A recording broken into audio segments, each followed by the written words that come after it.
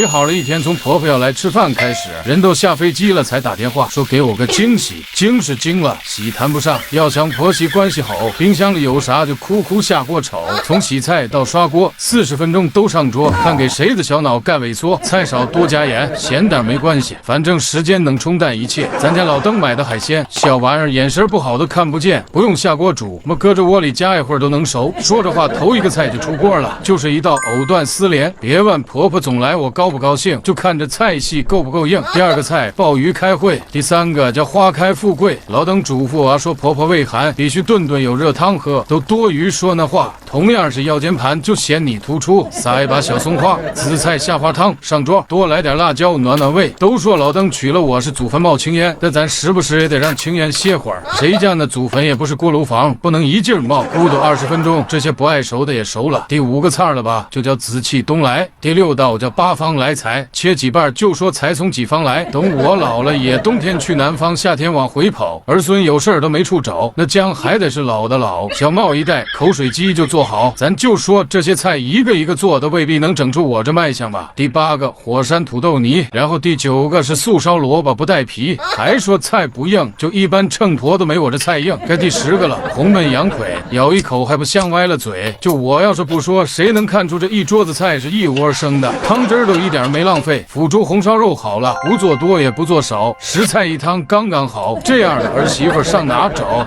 开饭。